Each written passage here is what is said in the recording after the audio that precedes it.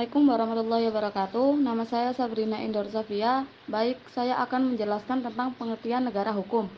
Negara hukum adalah negara yang menegakkan supremasi hukum untuk menegakkan kebenaran dan keadilan, dan tidak ada kekuasaan yang tidak dapat dipertanggungjawabkan. Dalam negara hukum terdapat berbagai macam instrumen atau alat-alat yang digunakan untuk menegakkan hukum, seperti undang-undang, kejaksaan, mahkamah agung, pengadilan, dan lain sebagainya. Hal tersebut ditujukan untuk memudahkan penegakan hukum untuk mewujudkan suatu negara yang aman, adil, dan sejahtera. Setiap negara di dunia memiliki paham hukum yang berbeda. Namun dari semua itu terdapat 3 prinsip dasar, yaitu supremasi hukum, kesetaraan di hadapan hukum, dan penegakan hukum yang sesuai hukum. Indonesia sendiri memiliki hukum yang dinamis, yang artinya hukum di Indonesia harus bisa tampil adaptif, akomodatif, dan progresif. Hukum menetapkan batasan-batasan atau larangan serta kebebasan yang tertuju pada semuanya secara merata, tidak hanya tertuju pada kelompok tertentu atau golongan tertentu. Hukum juga dibuat tidak hanya untuk pelaku yang berbuat melawan hukum, namun juga untuk pembuatan hukum yang mungkin terjadi dan kelengkapan hukum yang berjalan sesuai hukum.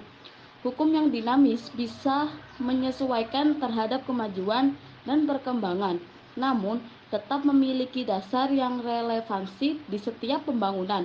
Hal ini agar suatu negara dapat berkembang dengan baik tanpa terhambat oleh hukum yang berlaku.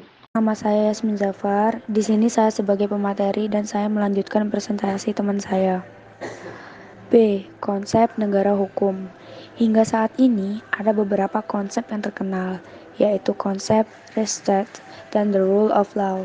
Kemudian, pada zaman Yunani kuno juga berkembang konsep nomokrasi yang dikemukakan oleh Plato dalam bukunya yang berjudul Nomoi, yang diterjemah dalam bahasa Inggris sebagai The Laws atau nomocracy berasal dari bahasa atau kata nomos yang berarti norma dan kratos yang berarti kekuasaan, yang secara utuh diartikan sebagai prinsip hukum merupakan kekuasaan tertinggi.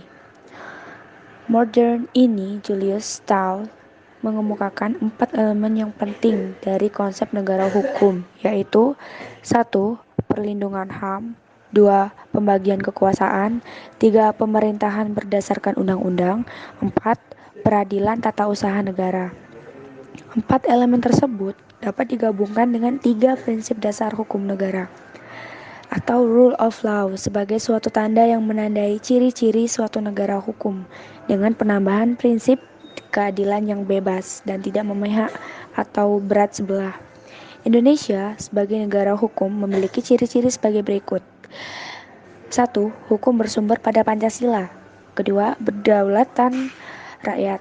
3. Pemerintahan berdasar atas sistem konstitusi. 4. Persamaan di mata hukum dan pemerintahan. 5. Kekuasaan kehakiman yang bebas tanpa pengaruh. 6. Pembentukan undang-undang oleh Presiden bersama DPR.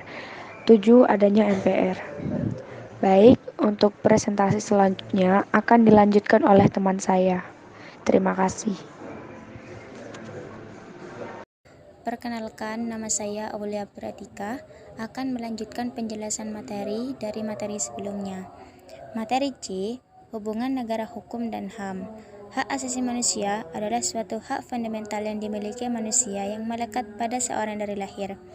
HAM tersebut juga tidak dapat dirampas dan dicabut keberadaannya. Selain itu, untuk kehormatan, HAM juga harus dihargai, dipelihara, dan dijaga oleh negara, hukum, pemerintah, dan semua orang.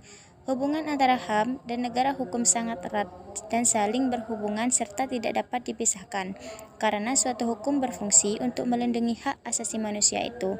Selain itu, semua perilaku manusia di suatu negara selalu berdasarkan hukum. Semua hak terikat oleh hukum dan ada bukti bahwa hukum yang mengikatnya. Sebagai warga negara, kita harus mengetahui pentingnya hubungan HAM dengan hubungan yang mengatur agar dapat terhindar dari pelanggaran HAM. Metode yang diterapkan yaitu metode penelitian kualitatif dengan pendekatan deskriptif. Hasil dari penelitian ini menunjukkan bukti bahwa hukum sangat berpengaruh dan penting dalam penegakan HAM. Hal ini karena hukum sebagai penunjang dan mengikat setiap orang serta memberikan sanksi bagi yang melanggarnya, sehingga adanya hubungan antara rule of law dengan HAM sangat jelas. Setiap individu membutuhkan hak asasi dengan adanya kepastian hukum. Di dalam hukum terdapat pengaturan tentang hak dan dalam hak manusia tertulis pelindungan hukumnya. Jadi hubungan keduanya berhubungan satu sama lain dan saling melengkapi. Untuk itu, kita harus memahami relevansi HAM dan hukum agar kita juga dapat terhindar dari pelanggaran HAM.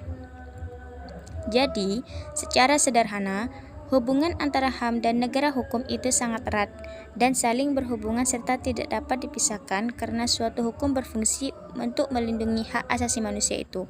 Selain itu, semua perilaku manusia di suatu negara selalu berdasarkan hukum.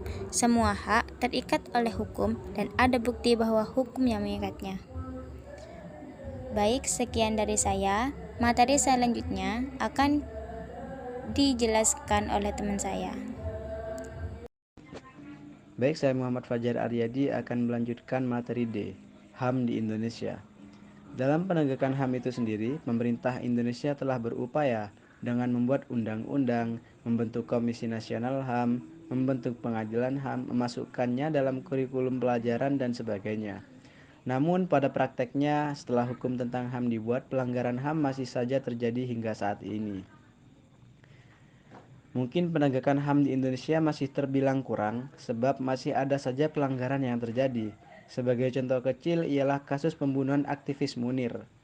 Dan untuk para mahasiswa mungkin masih ingat ya tentang tragedi Trisakti pada tahun 1998 silam. Keduanya merupakan pelanggaran HAM yang paling diingat mungkin di Indonesia. Berikut beberapa contoh upaya penegakan HAM dalam perundang-undangan yang ada di Indonesia. Itu di dalamnya ada hak berkeluarga dan melanjutkan keturunan, hak mengembangkan diri, hak atas rasa aman, hak atas kebebasan pribadi, hak wanita, hak turut serta dalam pemerintahan, dan sebagainya. Mungkin cukup sekian materi dari kami kelompok 8. Kurang lebihnya kami mohon maaf. Wassalamualaikum warahmatullahi taala wabarakatuh.